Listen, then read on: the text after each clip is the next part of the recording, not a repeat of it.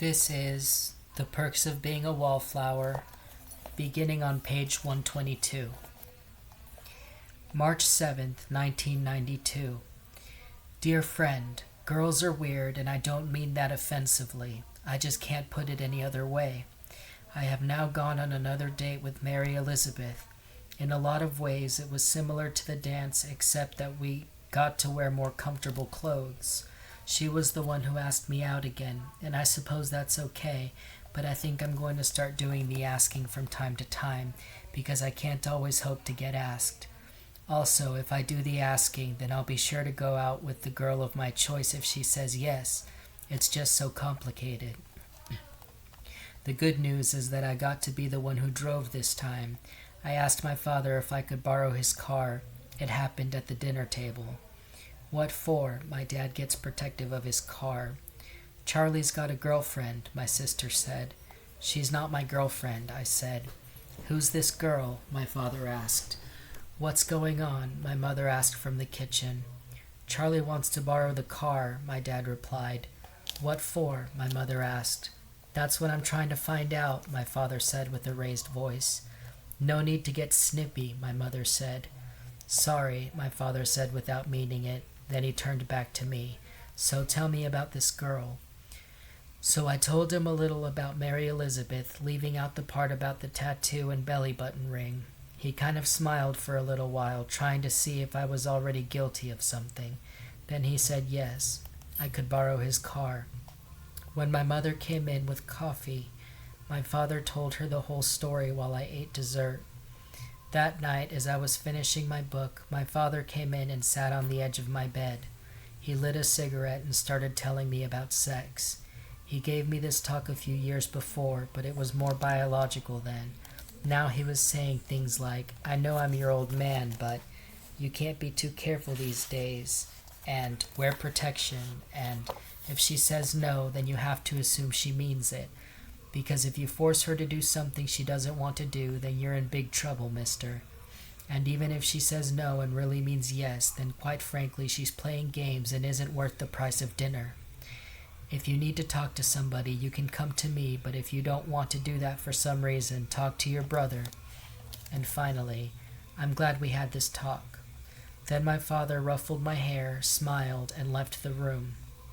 I guess I should tell you that my father isn't like on television. Things like sex don't embarrass him, and he is actually very smart about them. I think he was especially happy because I used to kiss this boy in the neighborhood a lot when I was very little, and even though the psychiatrist said it was very natural for little boys and girls to explore things like that, I think my father was afraid anyway. I guess that's natural, but I'm not sure why. Anyway, Mary Elizabeth and I went to see a movie downtown. It was what they call an art movie. Mary Elizabeth said it won an award at some big film festival in Europe, and she thought it was impressive. As we waited for the movie to start, she said what a shame it was that so many people would go to see stupid Hollywood movie, but there were only a few people in this theater. Then she talked about how she couldn't wait to get out of here and go to college where people appreciate things like that. Then the movie started. It was a foreign language and had subtitles, which was fun because I had never read a movie before. The movie itself was very interesting, but I didn't think it was very good because I didn't really feel different when it was over.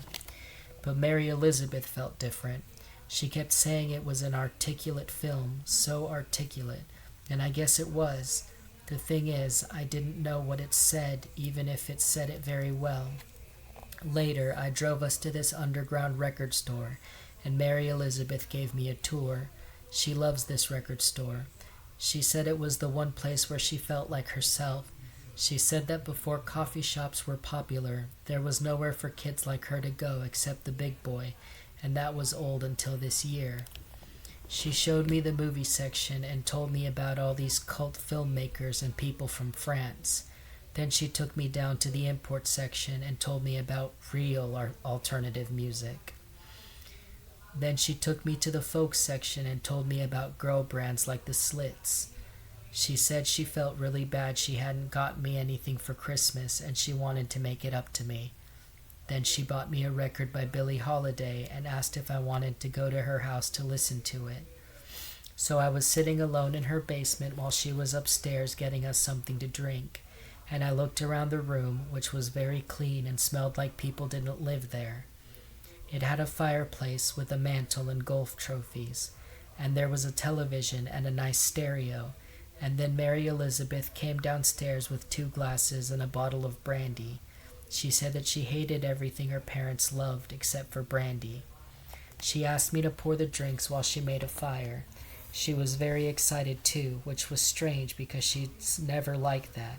She kept talking about how much she loves fires and how much she wanted to marry a man and live in Vermont someday, which was strange too because Mary Elizabeth never talks about things like that.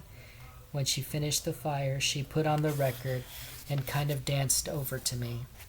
She said she felt very warm, but not in the temperature sense. The music started, and she clinked my glass, said cheers, and took a sip of brandy. Brandy is very good, by the way, but it was better at the Secret Santa party. We finished the first glasses very quickly. My heart was beating really fast, and I was starting to get nervous. She handed me another glass of brandy and touched my hand very softly when she did it. Then she slipped her leg over mine, and I watched it just dangle there. Then I felt her hand on the back of my neck, just kind of moving slowly, and my heart started beating crazy. "Do you like the record?" she asked real quiet. "Very much. I really did, too. It was beautiful." "Charlie?" "Uh-huh." "Do you like me?" "Uh-huh." "You know what I mean?" "Uh-huh." "Are you nervous?" "Uh-huh." "Don't be nervous." "Okay." That's when I felt her other hand. It started at my knee and worked its way up the side of my leg to my hip and stomach. Then she took her leg off mine and kind of sat on my lap facing me. She looked right into my eyes and she never blinked, not once. Her face looked warm and different, and she leaned down and started kissing my neck and ears, then my cheeks, then my lips, and everything kind of melted away. She took my hand and slid it up her sweater, and I couldn't believe what was happening to me, or what breasts felt like, or later what they looked like, or how difficult bras were. After we had done everything you can do from the stomach up, I lay down on the floor and Mary Elizabeth put her head on my chest. We both breathed very slowly and listened to the music and the fire crack. When the last song was over, I felt her breath on my chest. "Charlie?" "Uh-huh." "Do you think I'm pretty?" "I think you're very pretty." "Really?" "Really." Then she held on to me a little tighter, and for the next half hour, Mary Elizabeth didn't talk at all. All I could do was lie there and think about how much her voice changed when she asked me if she was pretty, and how much she changed when I answered, and how Sam said she didn't like things like that, and how much my arm was beginning to hurt. Thank God we heard the automatic garage door opener when we did. Love always, Charlie.